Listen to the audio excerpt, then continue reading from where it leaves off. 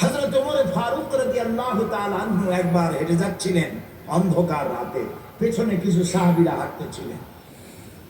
এমন সময় চলতে চলতে তিনি জিজ্ঞেস করছেন, আচ্ছা তোমাদের মধ্যে এমন কি কেউ আছো যিনি বলতে পারো যে কোরআনে কারীমের মধ্যে মুমিনের জন্য হতাশা ব্যঞ্জক কোনো আয়াত আছে নাকি?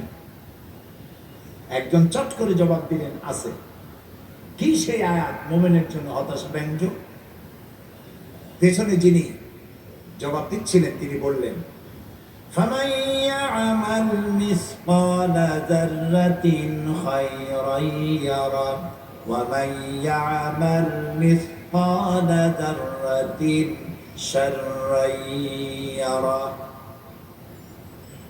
পৃথিবীতে যে ছোট্ট একটি নেকির কাজ করবে, ভালো কাজ করবে, সরিষা পরিমাণ নেকির কাজ করলে সেটা দেখতে পাবে, আর সরিষা পরিমাণ গুনার কাজও যদি কেউ করে তাও সে কিয়ামতে দেখতে পাবে। এটা মুমিনের জন্য হতাশা ব্যঞ্জক আয়াত। ছোট্ট ছোট্ট গুনাহও দেখতে পাবে। হযরত আবু সাঈদ খুদরি রাদিয়াল্লাহু তাআলা আনহু তিনি প্রশ্ন করেছিলেন, হে রাসূল, এই আয়াত নাযিল হওয়ার পর তিনি বলেছিলেন, হে রাসূল, আমি কি আমার ছোট বড় সব ছোট ছোট গুনাহগুলিও দেখবো? রাসূলুল্লাহ বললেন, হ্যাঁ দেখতে পাবেন। হযরত আবু সাঈদ খুদরি রাদিয়াল্লাহু তাআলা আনহু শিশুর মতো ডুকরে কেঁদে উঠলেন, তাহলে তো আমি শেষ হয়ে যাব, আর একবার মরে যাব, আমার সব গুনাহ যদি আমি কিয়ামতে দেখি। হযরত ওমর কাঁদতেছিলেন। কিছুক্ষণ পর জিজ্ঞেস করেন, আচ্ছা কোরআনের মধ্যে মুমিনের জন্য আশা ব্যঞ্জক কোন আয়াত কি আছে? পেছন থেকে জবাব এলো, আছে। কি? তিনি জবাবে বললেন, قُلْ يَا عِبَادِيَ الَّذِينَ أَسْرَفُوا عَلَى أَنفُسِهِمْ لَا تَقْنَطُوا مِنْ رَحْمَةِ اللَّهِ إِنَّ اللَّهَ يَغْفِرُ الذُّنُوبَ جَمِيعًا।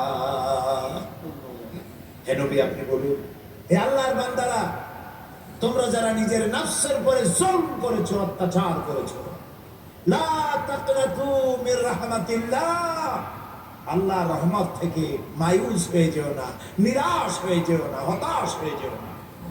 সুবহানাল্লাহ। নিশ্চয়ই আল্লাহ তাআলা সমস্ত গুনাহগাতাকে মাফ করে দিবেন। সুবহানাল্লাহ। হযরত ওমর কান্না জড়িত কণ্ঠে বললেন, আচ্ছা তোমাদের মধ্যে কি আব্দুল্লাহ ইবনে মাসউদ আছে নাকি? আব্দুল্লাহ ইবনে মাসউদ বললেন, আমি তো আপনার প্রশ্নের জবাবগুলি দিচ্ছিলাম। সুবহানাল্লাহ। আব্দুল্লাহ ইবনে মাসউদ ছিলেন রাখাল, উট ছাগল ভেড়া চড়ায় বেড়াতেন, রাখাল। আব্দুল্লাহ ইবনে মাসউদের মতো রাখালকে এই কোরআন শরীফ তাকে রাইসুল মুফাসসিরিন বানিয়ে দিয়েছে। সুবহানাল্লাহ। খাট্ট খট্ট মানুষ ছিলেন, ছোট্ট মানুষ ছিলেন। একবার তিনি গাছে উঠতেছিলেন, খেজুর গাছে খরমা পাড়বার জন্য। সাহাবায়ে কেরাম যারা নিচে দাঁড়ানো ছিলেন, হযরত আব্দুল্লাহ ইবনে মাসউদকে তার ছোট্ট ছোট্ট পা দেখে নিচে হাসাহাসি করতেছিলেন। রাসূলুল্লাহ লক্ষ্য করলেন, বললেন, সাহাবীরা, তোমরা আব্দুল্লাহ ইবনে মাসউদের ছোট পা দেখে হাসতেছো? কিয়ামতের দিন আব্দুল্লাহ ইবনে মাসউদের দুটো পা আল্লাহর দরবারে উহুদ পাহাড়ের চাইতে ওজন বেশি হয়ে যাবে। সুবহানাল্লাহ। কত বড় আলেম ছিলেন তিনি। মুমিন বান্দার জন্য আল্লাহ তাআলার রহমত তার হতাশার মেঘকে কাটিয়ে দেবে। গুনাহ যারা আমরা করেছি, গুনাহ থেকে বাঁচার পথ কি? গুনাহ থেকে মাফ পাওয়ার পথ কি? নবীজি বলেছেন, আল্লাহ রাব্বুল আলামিন 3000 বছর ধরে জাহান্নামের আগুনকে উত্তপ্ত করেছে।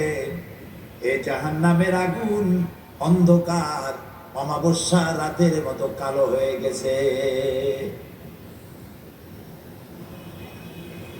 এই জাহান্নামের আগুন যদি পৃথিবীর সব সমুদ্রের মহাসমুদ্রের পানি যদি ঢেলে দেওয়া হয়, জাহান্নামের আগুন নিভবে না। জাহান্নামের আগুন সমুদ্র মহাসমুদ্রের পানিতে আগুন নিভবে না, কিন্তু গুনাহগার বান্দার অনুশোচনা আর অনুতপ্ত আর অনুশোচনার 2 ফোঁটা চোখের পানি তার জন্য নির্ধারিত জাহান্নামের আগুন নিভে যেতে পারে। বান্দা যখন গভীর রাত্রি আরামের ঘুমকে হারাম করে তাহাজ্জুদের নামাজ পড়ে আল্লাহর দরবারে হাত তুলে যদি কান্দে, রব্বুল আলামিন শয়তানের ওয়াসওয়াসায় পড়ে গুনাহ করেছি, মাফ করে দাও।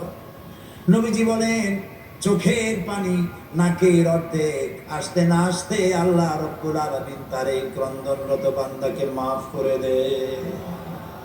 সুবহানাল্লাহ, সুবহানাল্লাহ।